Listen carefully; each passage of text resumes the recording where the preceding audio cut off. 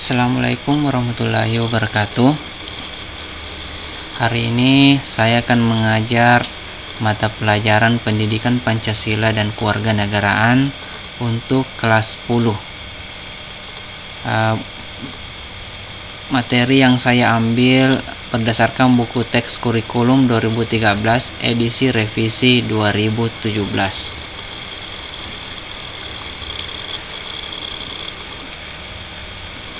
Bab pertama, nilai-nilai Pancasila dalam kerangka praktik penyelenggaraan pemerintah negara. Ada 3 item yang akan kita pelajari di bab ini. Yang pertama, A. Sistem pembagian kekuasaan negara Republik Indonesia. B. Kedudukan dan fungsi Kementerian Negara Republik Indonesia dan lembaga pemerintahan non-kementerian. C. Nilai-nilai Pancasila dalam penyelenggaraan pemerintah. Kita masuk ke A dulu. Sistem pembagian kekuasaan negara Republik Indonesia. 1. Macam-macam kekuasaan negara. Konsep kekuasaan tentu saja merupakan konsep yang tidak asing bagi kalian. Dalam kehidupan sehari-hari, konsep ini sering sekali diperbincangkan, baik dalam obrolan di masyarakat maupun dalam berita di media cetak maupun elektronik. Apa sebenarnya kekuasaan itu?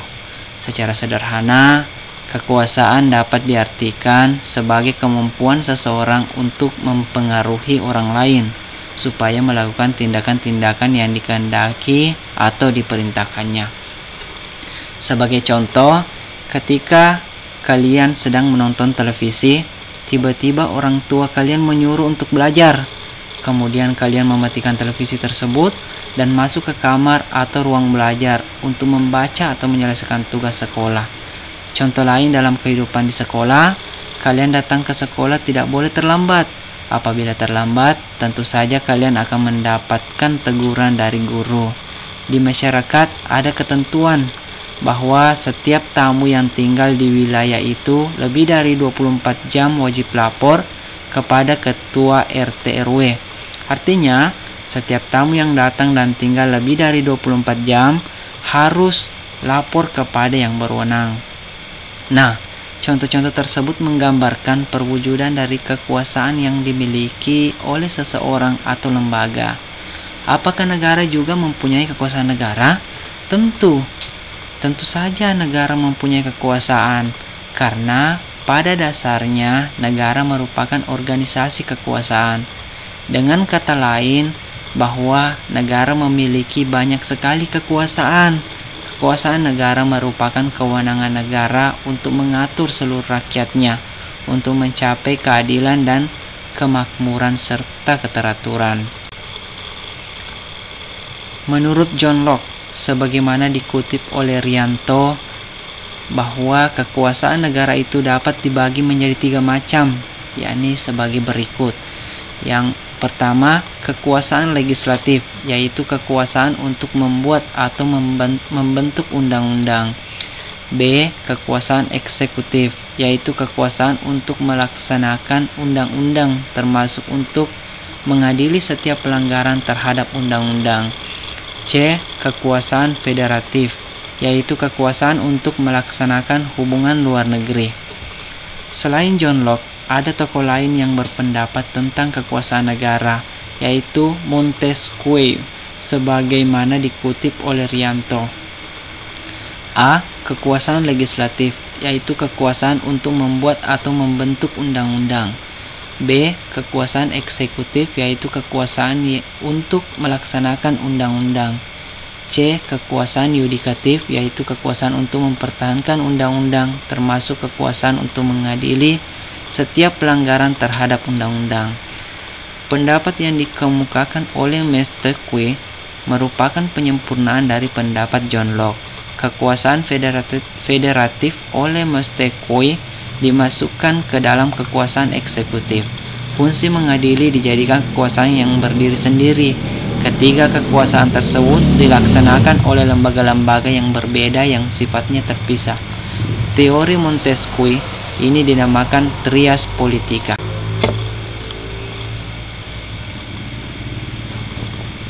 2.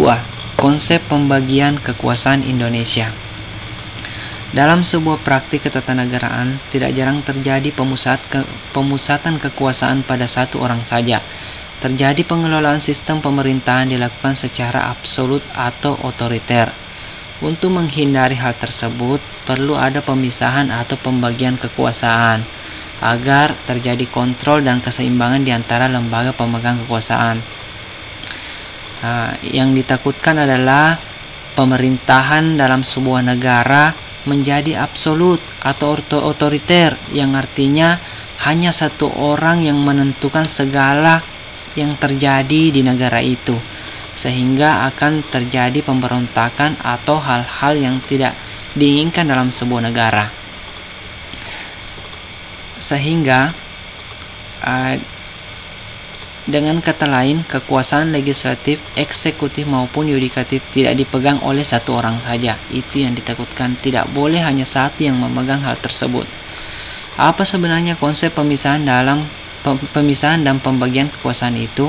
Kusnardi dan Ibrahim menyatakan bahwa istilah pemisahan kekuasaan, separation of powers, dan pembagian kekuasaan, division of powers, merupakan dua istilah yang memiliki pengertian berbeda satu sama lain.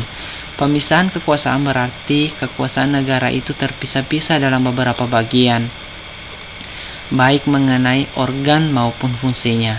Dengan kata lain, lembaga pemegang kekuasaan negara meliputi lembaga legislatif, eksekutif, dan yudikatif, merupakan lembaga yang terpisah satu sama lainnya, berdiri sendiri tanpa memerlukan koordinasi dan kerjasama.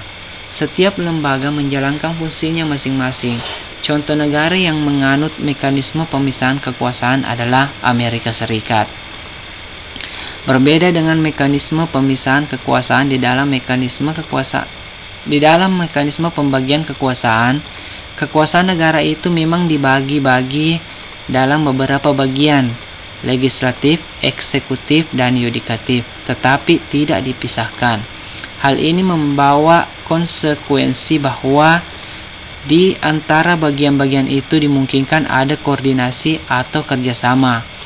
Mekanisme pembagian ini banyak sekali dilakukan oleh banyak negara di dunia, termasuk Indonesia. Bagaimana konsep pembagian kekuasaan yang dianut negara Indonesia? Mekanisme pembagian kekuasaan di Indonesia diatur sepenuhnya di dalam Undang-Undang Negara Republik Indonesia tahun 1945. Penerapan pembagian kekuasaan di Indonesia terdiri atas dua bagian, yaitu pembagian kekuasaan secara horizontal dan pembagian kekuasaan secara vertikal. A. Pembagian kekuasaan secara horizontal. Pembagian kekuasaan secara horizontal atau dikatakan sejajar dan setingkat, yaitu pembagian kekuasaan menurut fungsi lembaga-lembaga tertentu, legislatif, eksekutif, dan yudikatif, berdasarkan Undang-Undang Negara Republik Indonesia tahun 1945. Secara horizontal, pembagian kekuasaan negara dilakukan pada tingkatan pemerintah pusat dan pemerintah daerah. Pembagian kekuasaan pada tingkat pemerintahan pusat berlangsung antara lembaga-lembaga negara yang sederajat. Pembagian kekuasaan pada tingkat pemerintah pusat mengalami pergeseran setelah terjadi perubahan Undang-Undang Negara Republik Indonesia tahun 1945. Pergeseran yang dimaksud adalah pergeseran klasifikasi kekuasaan negara yang umumnya terdiri atas 3 kekuasaan, legislatif, eksekutif, dan yudikatif, menjadi 6 kekuasaan negara. Yang pertama, kekuasaan konstitutif, yaitu kekuasaan untuk mengubah dan menetapkan undang-undang dasar.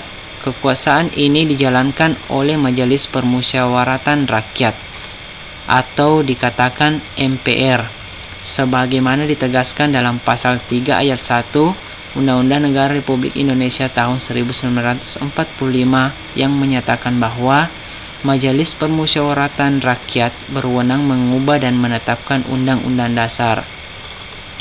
Yang kedua, kekuasaan eksekutif, yaitu kekuasaan untuk menjalankan undang-undang dan penyelenggaraan pemerintahan negara.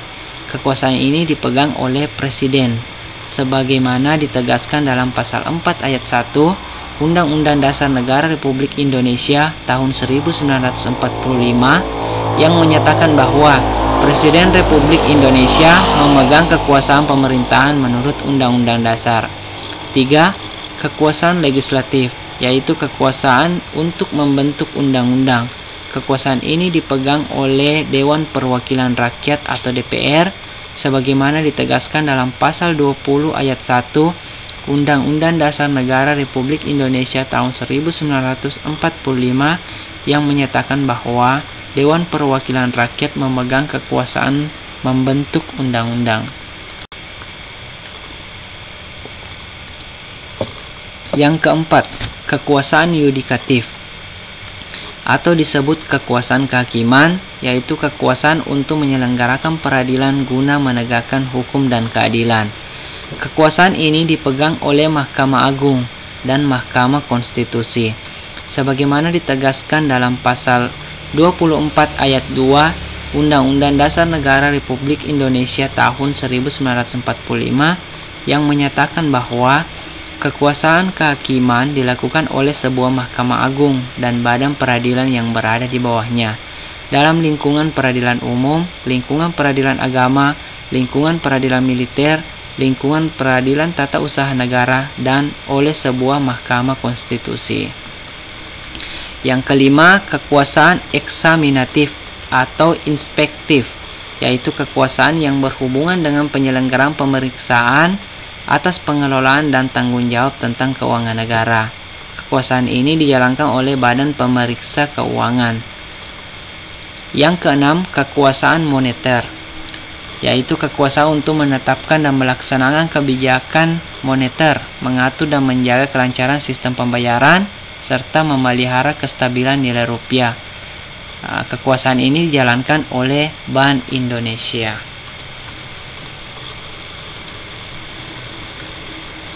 Pembagian kekuasaan secara horizontal pada tingkatan pemerintah daerah berlangsung antara lembaga-lembaga daerah yang sederajat, yaitu antara pemerintah daerah, kepala daerah, wakil kepala daerah, dan Dewan Perwakilan Rakyat Daerah DPRD, dan tingkat provinsi pembagian kekuasaan berlangsung antara pemerintah provinsi, gubernur atau wakil gubernur, dan DPRD provinsi.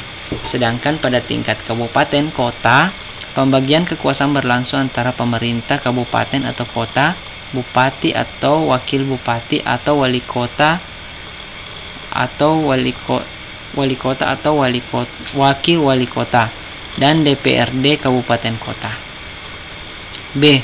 Pembagian kekuasaan secara vertikal. Pembagian kekuasaan secara vertikal bertingkat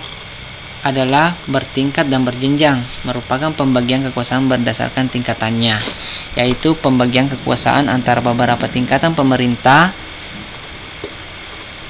Pasal 18 ayat 1 Undang-Undang Dasar Negara Republik Indonesia tahun 1945 menyatakan bahwa Negara Kesatuan Republik Indonesia dibagi atas daerah-daerah provinsi, dan daerah provinsi itu dibagi atas kabupaten dan kota, yang tiap-tiap provinsi, kabupaten, dan kota itu mempunyai pemerintah daerah yang diatur dengan undang-undang.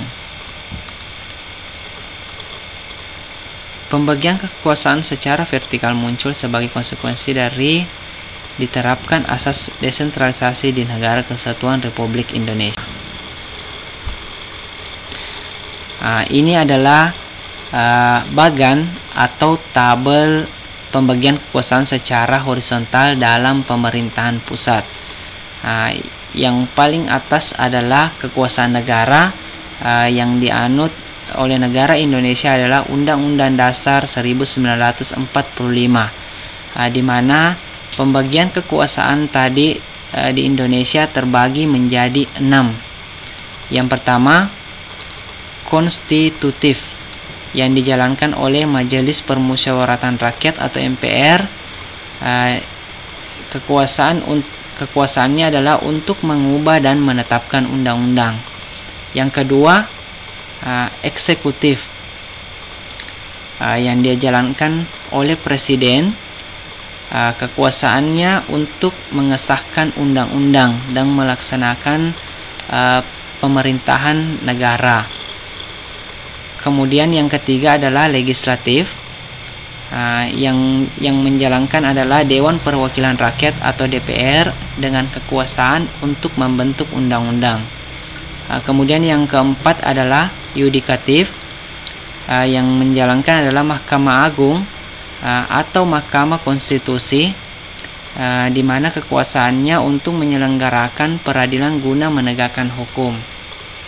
Kemudian yang kelima, eksaminatif atau inspektif, yang menjalankannya adalah Badan Pemeriksa Keuangan atau BPK, dengan kekuasaan dalam pemeriksaan atas pengelolaan keuangan negara.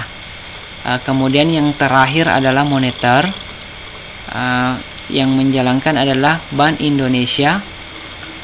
Kemudian kekuasaannya adalah mengatur dan menjaga kelancaran sistem pembayaran serta memelihara kestabilan nilai rupiah. Nah, inilah bagan atau struktur kekuasaan negara yang secara horizontal dalam pemerintahan pusat. Pembagian kekuasaan secara vertikal. Seperti ini bagan pembagian kekuasaan secara vertikal. Pemerintah pusat, kemudian kementerian, kemudian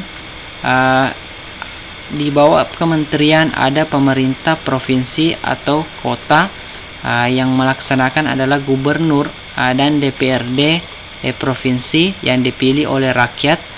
Kemudian di bawah pemerintah provinsi ada pemerintah daerah atau kabupaten, yang dikenal sebagai bupati atau wali kota, dan DPRD kabupaten atau DPRD kabupaten.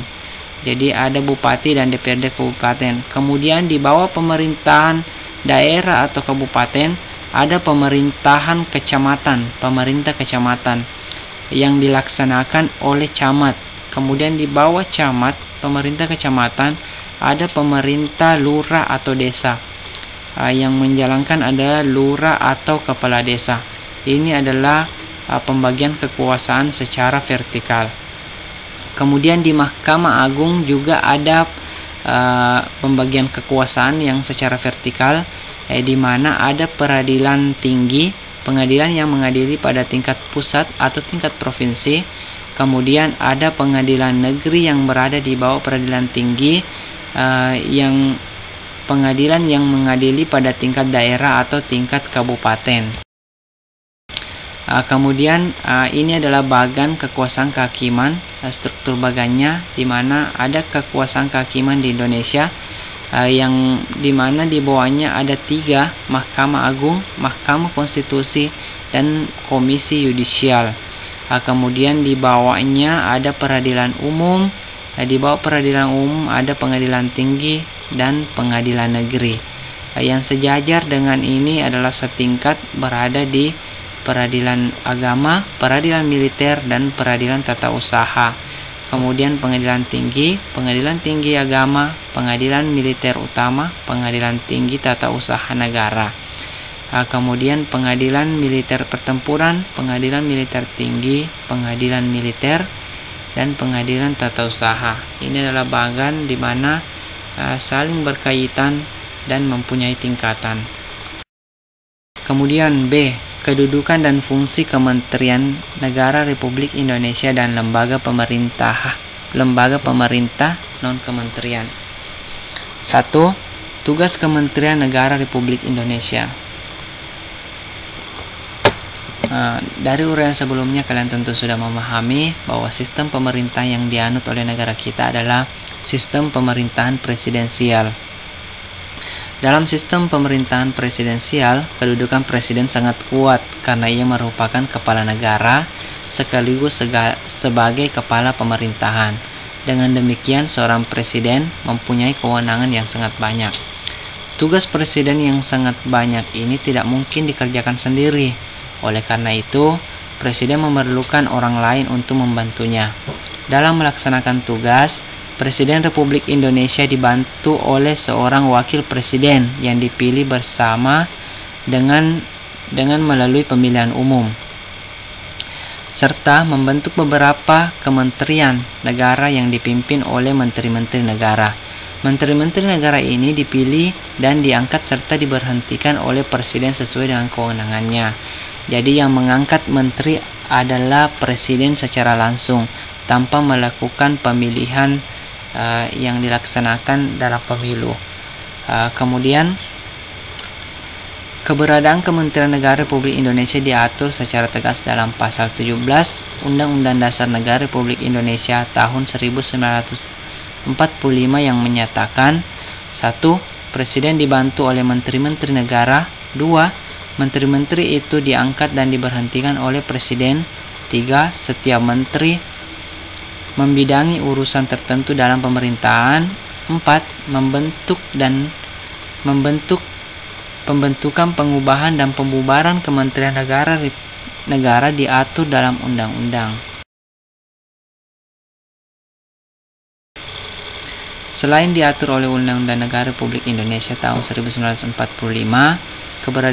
keberadaan Kementerian Negara juga diatur dalam sebuah undang-undang organik, yaitu Peraturan Presiden Republik Indonesia Nomor 7 Tahun 2015 tentang Organisasi Kementerian Negara. Undang-undang ini mengatur semua hal tentang Kementerian Negara, seperti kedudukan, tugas pokok, fungsi, susunan organisasi, pembentukan, pengubahan, penggabungan, pemisahan atau penggantian, pembubaran atau penghapusan kementerian, hubungan fungsional kementerian dengan lembaga pemerintah non-kementerian dan pemerintah daerah serta pengangkatan dan pemberhentian menteri.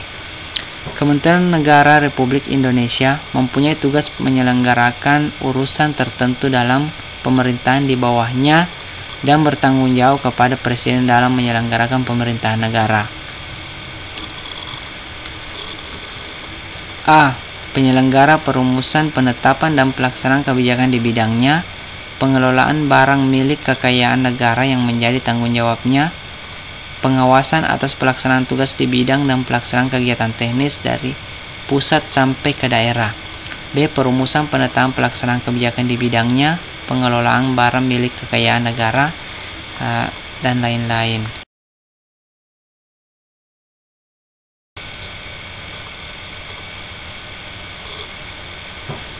Pasal 17 ayat 3 Undang-Undang Negara Republik Indonesia tahun 1945 menyebutkan bahwa setiap menteri membidangi urusan tertentu dalam pemerintahan. Dengan kata lain, setiap kementerian negara masing-masing mempunyai tugas sendiri.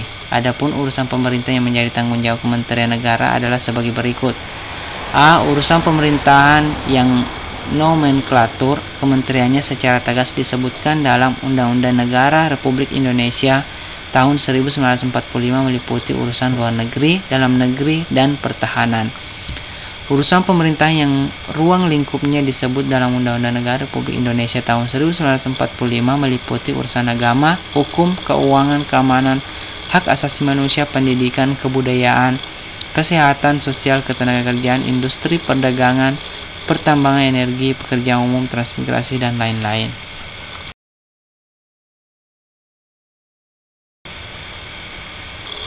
Klasifikasi Kementerian Negara Republik Indonesia. Kalian tentunya sudah memahami bahwa setiap kementerian bertugas membidangi urusan tertentu dalam pemerintahan. Dengan demikian, jumlah kementerian negara dibentuk cukup banyak.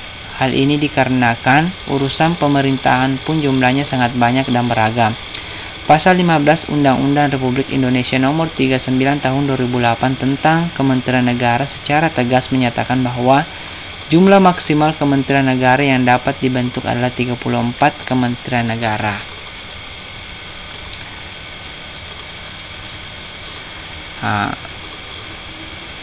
Kementerian Negara Republik Indonesia dapat diklasifikasikan berdasarkan urusan pemerintah yang ditanganinya. A. Kementerian yang menangani urusan pemerintahan yang nomenklatur. Nama kementerian secara tegas disebutkan dalam Undang-Undang Negara Republik Indonesia tahun 1945 adalah sebagai berikut. Kementerian Dalam Negeri, Kementerian Luar Negeri, Kementerian Pertahanan. Kemudian ada Kementerian Agama, Kementerian Hukum dan Hak Asasi Manusia, Kementerian Keuangan, Kementerian Pendidikan dan Kebudayaan, Kementerian Riset Teknologi dan Pendidikan Tinggi, Kementerian Kesehatan. Itu kementerian yang mempunyai tugas penyelenggaraan urusan tertentu dalam pemerintahan untuk membantu presiden.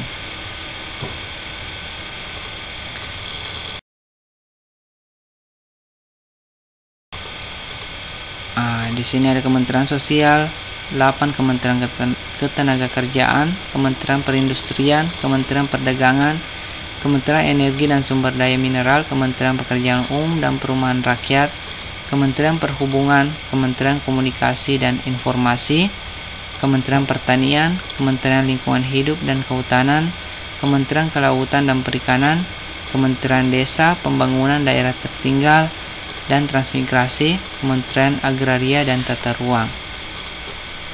Kementerian mempunyai tugas penyelenggaraan urusan tertentu dalam pemerintahan untuk membantu presiden dalam menjalankan negara serta menjalankan fungsi pengurusannya di bidangnya, koordinasi dan sinkronisasi pelaksanaan kebijakan bidangnya.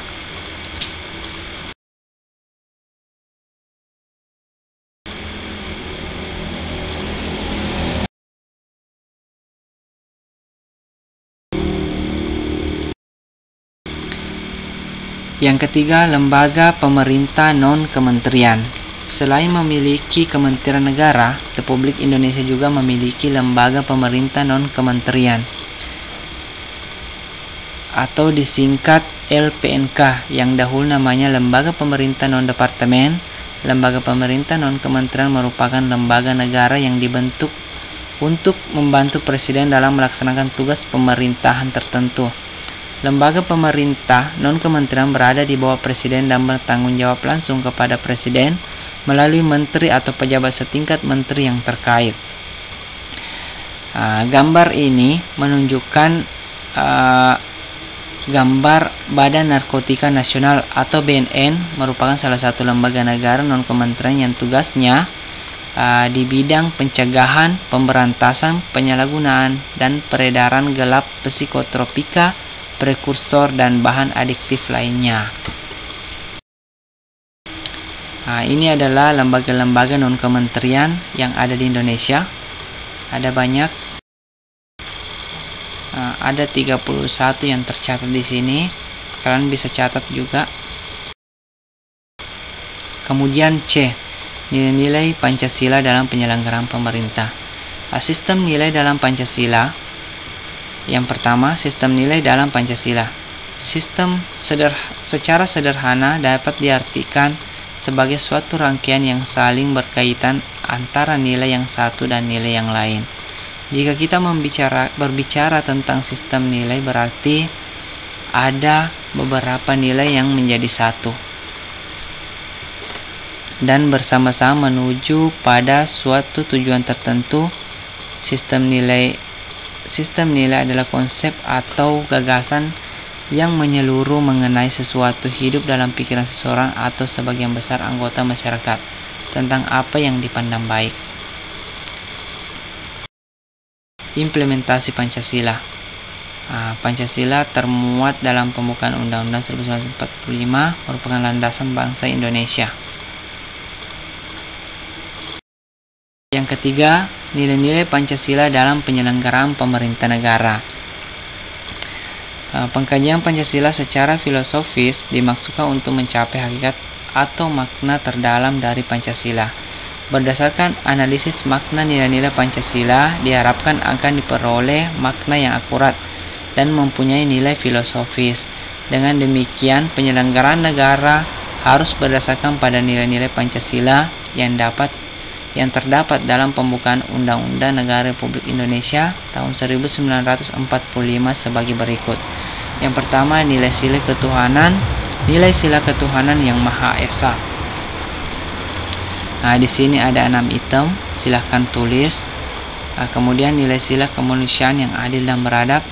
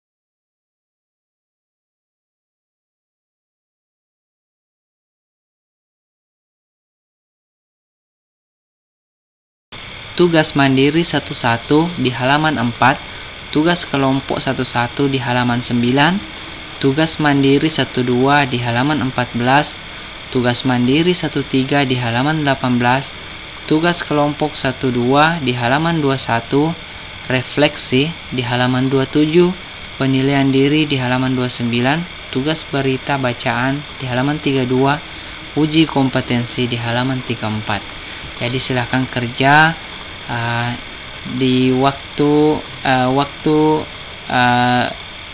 luang kalian. Semoga bermanfaat. Terima kasih telah menonton channel kami. Semoga ilmu yang didapatkan bermanfaat.